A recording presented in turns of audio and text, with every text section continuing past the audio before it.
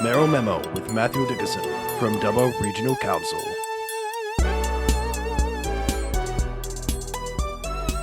And to you as we continue for a Wednesday edition of the show, 31st day of July. That's Wayne Fontana and Pamela, just on 16 past 8. Now, the federal government have been keeping an eye by our watch on regional airline Rex amid rising concerns the carrier was in trouble.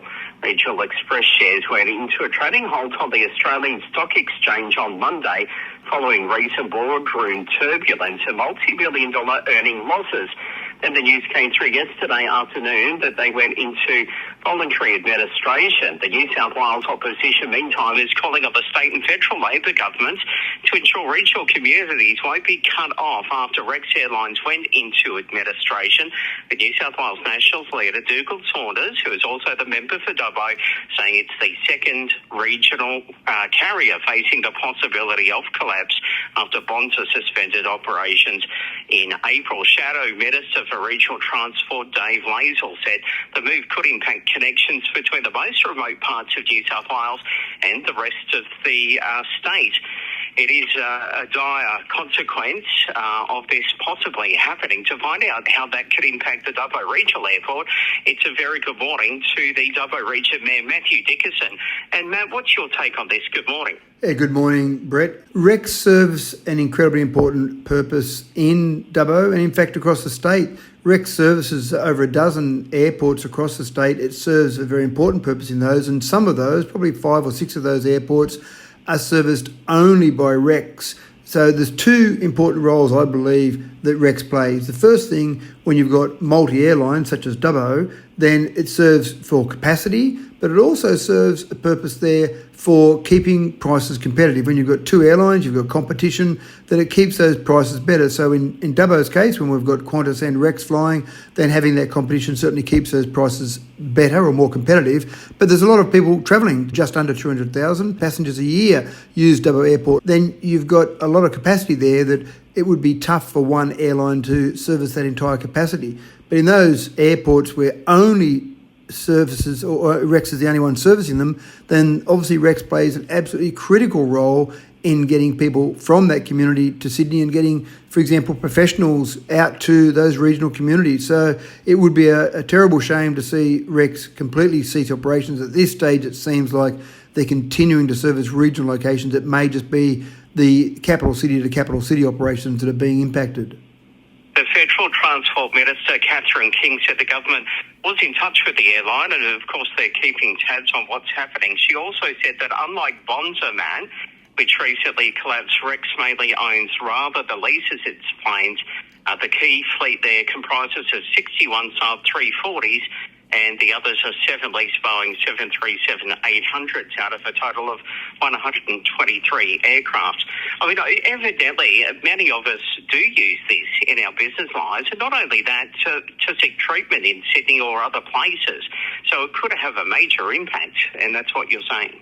Yeah, that's exactly right. And I don't know that people always realise just how important airlines are to regional locations. Exactly as you said, it could be you need to access medical services or professional services in Sydney. Sure, some people use it for holidays as well, but I think they serve a much more important purpose for that general business purpose and those treatments or professional services we might need in Sydney.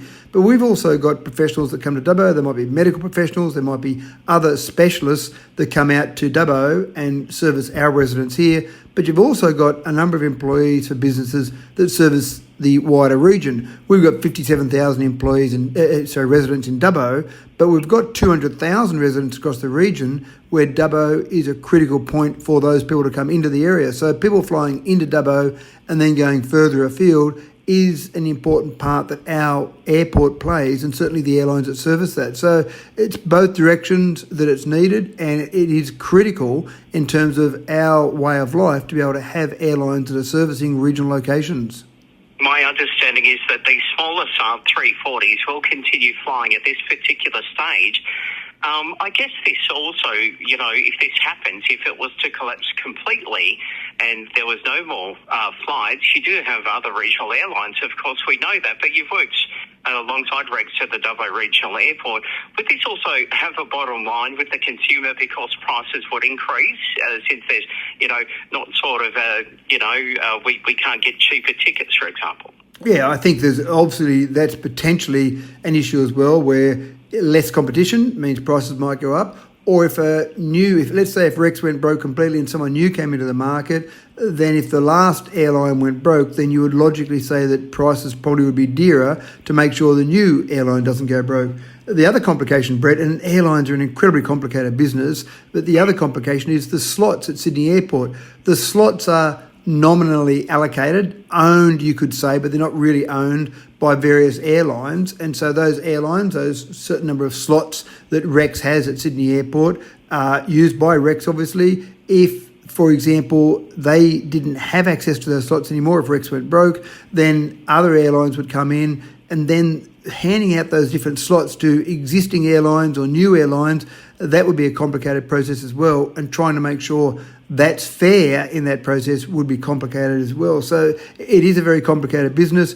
We actually charge people money, or residents pay when they use the airport via the airlines, and we try and make sure that's fair for everyone. So we charge the same amount no matter which airline you're flying with and no matter where you're flying to. But that's one of the issues we've certainly had discussions with the Federal Minister, Catherine King, about, in making sure we keep our fees as low as possible at the airport, and sometimes we need some government funding to help with that to make sure it's fair for all of those airlines and all the people using those airlines. Matt, it's a fast developing and moving situation. I guess you would have had time to speak about this throughout the other council at Dubbo Regional Council at this stage. Not at all, no. Obviously this only came to light yesterday, so there's been no formal discussion or no formal decision made by our council at this stage. And certainly, what could we do about it? I'm not suggesting we would do this. The only power that we would have really would be to reduce fees at the airport. But again, we need to make sure that the airport's not being subsidised by ratepayers, and that's an ongoing challenge for us. And we've certainly had discussions before with the Minister, Catherine King, about not only Dubbo but regional airports in general, because sometimes it's hard to make money. Day-to-day basis, you might be able to make money, but infrastructure at the airport's incredibly expensive. Anything you do with the airport is very expensive. So we've often talked to Catherine about things like getting help, getting government grants, government funding to help with some of those infrastructure upgrades to make sure we can retain the airport. We certainly don't want to be then subsidising the airlines as well, because again, that makes it harder for the residents of Dubbo. Could that be potentially something that state and federal governments in particular do? They look at a bailout scenario, do you think? Well, it is dangerous when you start to look at bailouts for one company over others. Not a decision that I'll be making, obviously, from a council perspective, but sure. if state and federal government are talking about that, one of the real issues with the bailout is, firstly, it seems unfair on the other airlines that aren't being bailed out. During COVID, lots of money was handed out to airlines, but that was done on a formula across the board. It wasn't just one airline in particular. But if you start doing bailouts to one airline, the first thing is it seems unfair on other airlines. And the second thing is we've seen bailouts occur before in different industries. The car industry was one, car manufacturing was one. But sometimes you pay those bailouts, that keeps one company afloat for a bit longer, but eventually market economics take their toll. So is it just putting off the inevitable if you start doing bailouts? At this stage, from what I understand, I don't think Rex will need any bailouts. I think it's just probably a restructure and focusing on what they've done very well for the last 22 years, Bret, and that is service regional community, service regional airports. I think that's been the great strength of Rex, and I hope they continue to do that. It might just need some restructuring in how they do that. Yeah, crossing our fingers that they keep us connected. Dubbo Region Mayor Matthew Dickinson, thanks for your insights. I really appreciate your time this morning, and we are all waiting with bated breath on the outcome of this. Thanks, Matt. Right, thanks, Bret.